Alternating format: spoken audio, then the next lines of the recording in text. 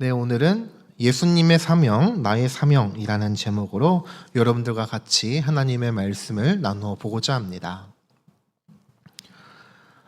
우리가 우리의 손가락을 살펴보면 지문이 있는 것을 볼 수 있습니다. 그런데 모든 사람이 가지고 있는 이 손가락의 지문이 전부 다 다른 문양을 가지고 있다고 합니다. 그렇다면 내 손가락의 지문이 다른 사람의 지문과 같을 확률은 얼마나 될까요? 연구 결과에 따르면 나의 손가락 지문이 다른 사람의 손가락 지문과 같을 확률은 640억 분의 1이라고 합니다. 640억 분의 1. 현재 지금 세계 인구가 80억이 조금 넘는 것을 생각하면 지문이 동일한 사례는 여태까지도 발견된 적이 없고 앞으로도 없을 것이라고 합니다. 그래서 지문은 주민등록증을 만들 때 사용되기도 하고 우리가 매일 사용하는 휴대전화의 잠금을 여는 수단이 되기도 하면서 범죄 현장에서는 한 사람을 특정하는 결정적인 증거가 되곤 합니다. 이처럼 사람의 지문은 그 사람을 나타내는 유일한 증거라고 할 수 있습니다. 이렇게 같을 수 없는 사람의 지문처럼 세상의 모든 사람의 인생도 전부 다 다릅니다. 사람마다 나이와 직업과 살아온 환경이 다르고 인생의 목표와 그 인생의 과정 그리고 결과 또한 다르게 나타날 것입니다. 이 말은 온 세상을 창조하신 하나님께서 우리 한 사람 한 사람을 결코 동일하게 만드시지 않으셨다는 뜻이기도 합니다. 그런데 한 가지 중요한 사실이 있습니다. 우리가 서로 다른 인생을 살고 있지만 하나님께서는 우리 모두에게 맡기신 똑같은 것이 하나 있습니다. 그것이 바로 사명입니다. 이 세상에 태어난 우리의 인생은 하나님에 의해서 계획되었으며 하나님께서 우리를 이 땅에 보내신 것에는 분명한 이유가 있습니다. 믿음의 사람은 그 이유와 목적을 깨닫고 그 사명을 깨달아 그것을 붙들고 나아가는 사람일 것입니다. 마찬가지로 하나님의 아들이신 예수님께서는 이 땅에 오신 분명하고도 유일한 사명이 있으셨습니다. 그 사명은 십자가에 달려 죽으심으로 우리의 죄를 대속하시고 우리를 구원하시는 것이었습니다. 이 사명은 오직 예수님만이 감당하신 유일한 사명이었고 그 누구도 대신할 수 없고 같은 방식으로 감당할 수 없는 사명이었습니다. 그러나 예수님의 사명은 그 십자가의 사건 하나로만 끝나지 않습니다. 예수님께서는 공생의 가운데 수많은 사람들 앞에 서서 말씀을 통해 자신이 어떤 사명을 가지고 이 땅에 오셨는지를 분명하게 선언하셨습니다. 그리고 그 선언은 단지 예수님의 개인의 사명이 아니라 오늘날 살아가는 우리 그리스도인들에게도 분명하게 주어진 사명입니다. 그러므로 예수님의 사명을 믿고 따르는 그리스도인이라면 예수님의 사명이 곧 우리의 사명이 되어야 합니다. 그렇게 오늘 저는 여러분들과 함께 오늘 예수님께서 어떤 사명을 선언하셨는지 그리고 그 사명을 우리의 삶 가운데 어떻게 붙들고 살아가야 할지에 대해서 함께 나누어 보고자 합니다. 그렇다면 예수님의 사명은 오늘 우리에게 어떻게 나타날까요? 첫 번째로 우리는 성경을 읽는 사람이 되어야 합니다. 오늘 성경 본문 16절 말씀입니다. 16절 말씀을 다 같이 읽어보겠습니다. 시작. 예수께서 그 자라나신 곳 나사렛에 이르사 안식일에 늘 하시던 대로 회당에 들어가서 성경을 읽으려고 서심해. 예수님께서 회당에 들어가셔서 늘 하시던 대로 성경을 읽기 위해 서셨습니다. 그 시대 당시 안식일에는 사람들이 회당에 모여서 랍비들로부터 성경에 관한 가르침을 받았습니다. 성경에 기록된 두루마리를 펴서 낭독하고 그 말씀을 가르치는 방식이었습니다. 만약 우리가 왜 성경을 읽어야 하는가라는 질문을 받는다면 그 답은 매우 간단합니다. 성경은 하나님의 말씀이기 때문입니다. 말씀을 읽는다고 신앙인이 되는 것은 아니지만 신앙인이 성경 말씀을 읽지 않는 경우는 없을 것입니다. 성경을 읽을 때 우리는 우리를 향한 하나님의 뜻을 깨닫기 때문입니다. 그렇게 디모데후서 3장에는 이렇게 기록하고 있습니다. 디모데후서 3장 16절과 17절 말씀을 다 같이 읽어보겠습니다. 시작. 모든 성경은 하나님의 감동으로 된 것으로 교훈과 책망과 바르게 함과 의로 교육하기에 유익하니 이는 하나님의 사람으로 온전하게 하며 모든 선한 일을 행할 능력을 갖추게 하려 함이라. 성경을 읽는 것은 어찌 보면 너무나도 간단한 일입니다. 신앙인으로서 하나님의 말씀을 읽지 않을 이유가 없고 그 말씀을 읽을 때 우리는 교훈을 받고 의로 교육받고 우리를 온전하게 하면서 선한 일을 행할 수 있는 능력을 준다라고 오늘 말씀에 그렇게 이야기하고 있습니다. 세상 사람들은 성경을 읽는다고 그런 일은 일어나지 않는다라고 말할지도 모릅니다. 하지만 우리는 그리스도인으로서 성경은 하나님의 말씀이며 우리의 삶의 길이요, 진리요, 생명이 되어준다는 것을 믿고 있습니다. 우리는 모두 하나님께로부터 각자의 사명을 가지고 살아갑니다. 그 사명이 아직 시작되지 않았든 지금 계속해서 감당하고 있든 또는 한 단계 마무리가 되었든 사명의 길을 걸어가는 사람들에게는 성경을 읽는 것은 선택이 아니라 필수입니다. 우리는 오직 성경을 통해서만 하나님께서 무엇을 원하시는지, 어떤 방식으로 우리가 나아가기를 원하시는지를 분별할 수 있기 때문입니다. 그런데 사명을 이야기하면서 성경을 읽지 않는다면 그것은 하나님의 뜻이 아닌 내 생각대로 나의 사명을 감당하려는 것일지도 모릅니다. 사랑하는 성도 여러분, 예수님께서 성경 말씀을 읽고 가르치는 것 또한 사명으로 생각하셨습니다. 그리고 공생의 기간 동안 수많은 사람들에게 하나님의 말씀을 선포하는데 전심전력을 다하셨습니다. 그렇게 예수님께서 오늘도 누가복음 4장 21절 말씀에 이 글이 오늘 너희 귀에 응하였다라고 말씀하고 계십니다. 우리는 성경을 얼마나 많이 알고 있느냐가 아니라 성경 말씀 앞에서 내가 어떤 태도로 서 있는가가 중요하고 또 그것을 돌아보아야 합니다. 이 성경 말씀이 지식으로만 있는지, 그렇게 대하고 있는지, 아니면 이 성경 말씀을 하나님께서 나에게 주신 사명으로 붙들고 있는지 돌아보아야 합니다. 그렇기에 예수님께서 성경 말씀을 통해 그리고 그 말씀이 오늘의 내 삶 가운데 역사하는 그런 저와 여러분들이 될 수 있기를 진심으로 소원합니다. 그렇다면 예수님의 사명은 오늘 우리에게 어떻게 나타나야 할까요? 두 번째로 우리는 복음을 전하는 사람이 되어야 합니다. 우리는 복음을 전하는 사명 또한 가지고 있습니다. 하지만 그 사명은 우리의 힘과 능력으로는 절대로 불가능합니다. 오늘 성경 본문 18절 말씀입니다. 18절 말씀을 다 같이, 상반절 말씀을 다 같이 읽어보겠습니다. 시작. 주의 성령이 내게 임하셨으니 이는 가난한 자에게 복음을 전하게 하시려고 내게 기름을 부으시고. 이 말씀은 선지자 이사야의 말씀입니다. 살펴보면 성령이 임하셨으니 복음을 전하게 하시려고 내게 기름을 부었다라고 말하고 있습니다. 여기서 기름을 부었다라는 것은 나에게 사명을 맡기시고 그 사명을 감당할 성령님의 능력과 하나님의 권위를 주셨다라는 뜻입니다. 따라서 예수님께서는 복음을 전하는 사명이 성령님의 임재하심으로만 가능하다라는 것을 나타내고 계신 것입니다. 그것이 마태복음 28장에도 나와 있습니다. 마태복음 28장 19절과 20절 말씀, 잘하는 말씀입니다. 다 같이 한번 읽어보겠습니다. 시작.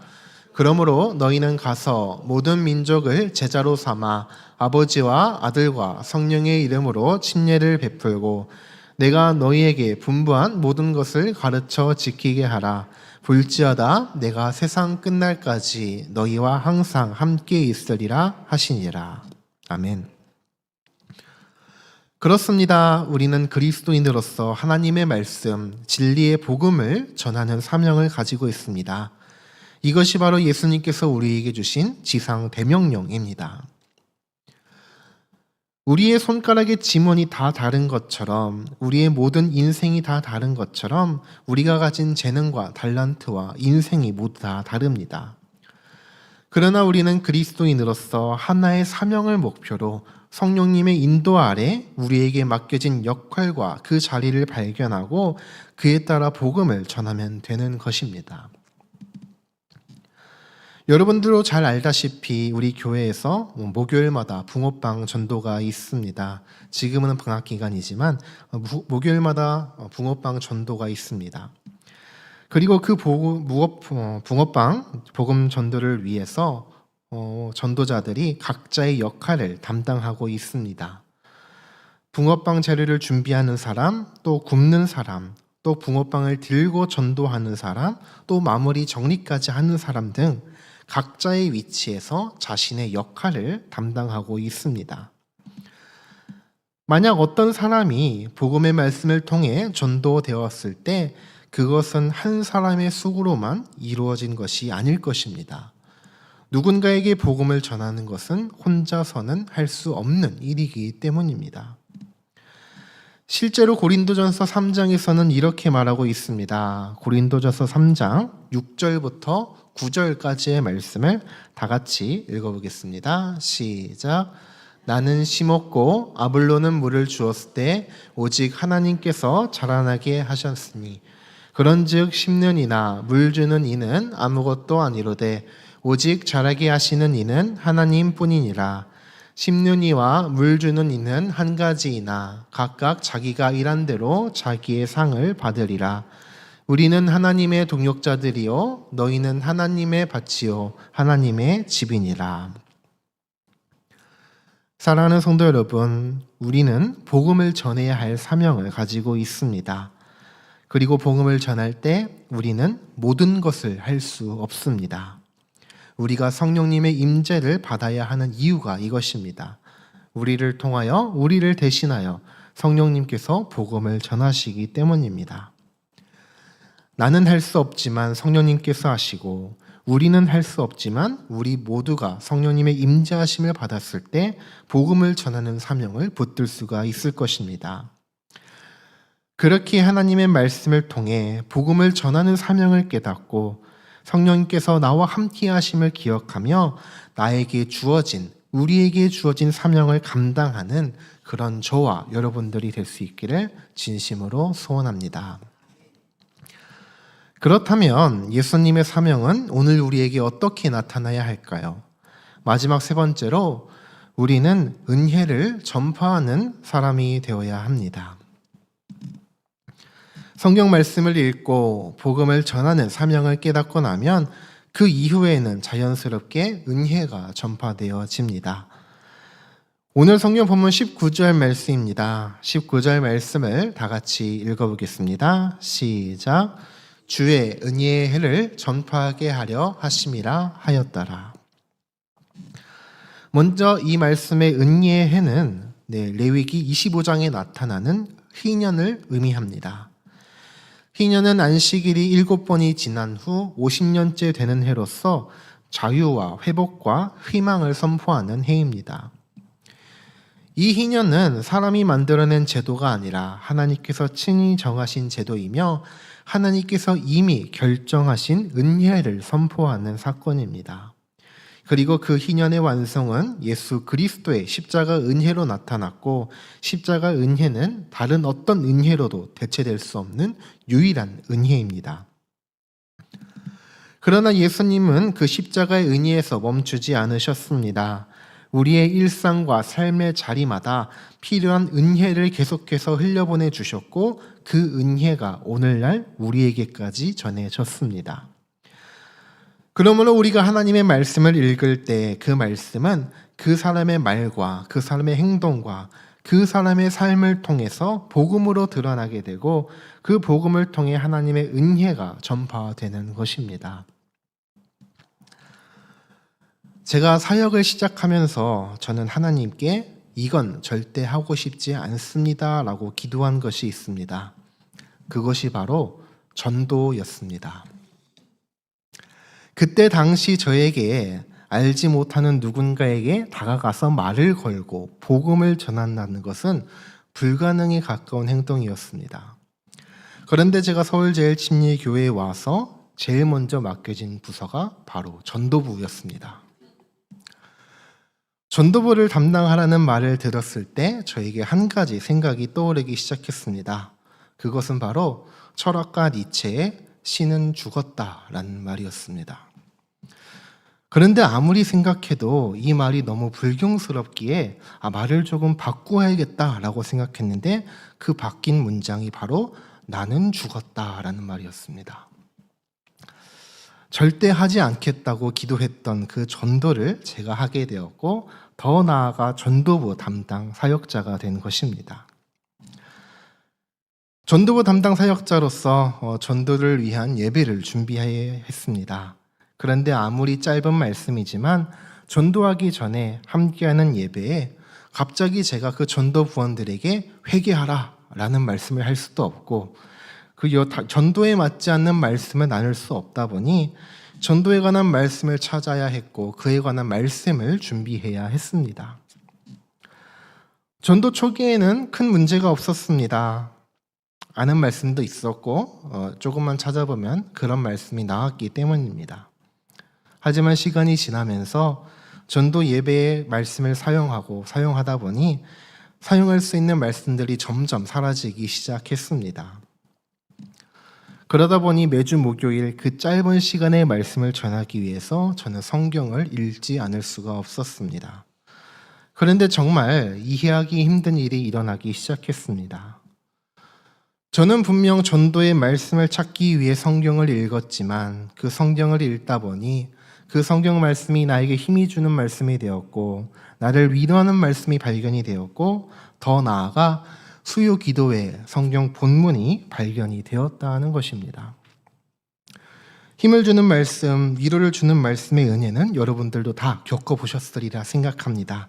그런데 갑자기 왜 제가 수요 기도의 본문을 발견했는가 하면 저에게 설교에 관한 그런 준비된 것이 아무것도 없었기 때문입니다. 제가 서울제일침례교회에 오기 전에 4년이라는 시간의 사역을 거쳤지만 제가 지금과 같이 설교할 수 있었던 기회는 딱 한 번뿐이었습니다. 설교를 처음부터 준비해야 했으며 어떻게 성경 말씀이 결정되고 무슨 주제를 가지고 어떻게 말씀을 전해야 할지에 대해서 너무나도 익숙하지 않은 사람이었습니다. 제가 했던 설교 대부분은 교육부서 교재를 가지고 만든 설교였고 방금 말씀드렸던 그 한 번의 설교조차도 제 대학원 논문을 통해서 연관시켜 만든 설교였기 때문입니다. 그런데 제가 전도부를 시작하고 그 짧은 순간을 위해서 그 잠깐의 전도 예배를 위해서 그 말씀을 찾기 위해서 읽었던 그 성경 말씀을 통해서 저에게 힘을 주고 저를 위로하고 제가 지금까지의 설교 사역을 이끌어 나가기 위한 은혜가 되어 나타났습니다. 그 작은 성경의 읽기의 시간이 복음 전도를 위해 사용되었고 더 나아가 제가 삶의 은혜로 나타나게 되었습니다. 사랑하는 성도 여러분, 나비 효과에 대해서 알고 계십니까? 나비 효과는 나비의 날갯짓이 태풍을 일으킨다라고 말한 설명을 가지고 있습니다. 더 풀어서 설명하자면 미세한 변화나 작은 사건이 추후 예상하지 못한 엄청난 결과로 이어진다라는 뜻입니다. 지금 여기 계신 여러분들은 저보다 인생의 선배이시고 신앙의 선배님들이십니다. 저보다 더 많은 말씀을 읽으셨을 것이고 저보다 더 많은 은혜를 경험했으리라 확신합니다. 그럼에도 불구하고 제가 감히 이 자리에서 말할 수 있는 단 한 가지가 있다면 우리는 앞으로도 그리고 계속해서 반드시 성경 말씀에 읽는 사명을 감당해야 한다는 것입니다. 그 행동은 나비의 날갯짓에 불과할지도 모릅니다. 매우 작고 하찮은 일처럼 보일지도 모릅니다. 하지만 우리의 모든 것을 주관하신 하나님께서 우리와 함께 하실 때 우리가 감히 상상할 수 없고 측량할 수 없는 마치 태풍과 같은 그런 은혜가 우리의 삶에 역사하게 될 것입니다. 그렇기에 우리 각자에게 주어진 그 성경의 사명을 감당함으로써 여러분들의 삶이 축복의 통로가 될 수 있기를 바랍니다.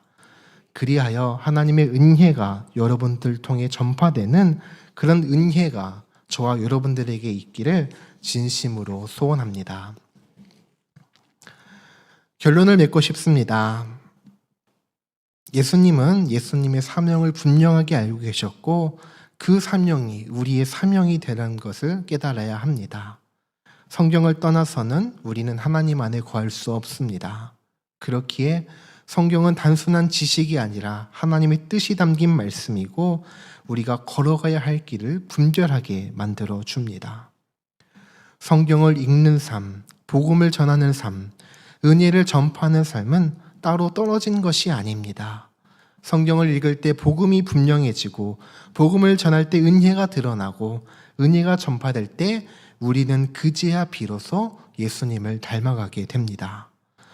그렇기에 예수님의 사명을 나의 사명으로 붙들고 말씀 안에 거하여 복음을 전하고 은혜를 흘려보내는 그런 저와 여러분들이 될 수 있기를, 그런 삶을 살아갈 수 있기를 진심으로 소원합니다. 지금 이 순간 다 함께 찬양하고 기도하기를 원합니다. 오늘 우리는 예수님의 사명이 곧 우리의 사명이라는 것을 나누었습니다. 예수님께서도 말씀을 읽으셨고 그 말씀을 전하셨으며 모든 것이 은혜로 흘러가게 하셨습니다. 이제 그 예수님을 따르는 우리가 그 사명을 어떻게 붙들고 살아갈지 기도로 하나님께 올려드리는 시간이 되기를 바랍니다.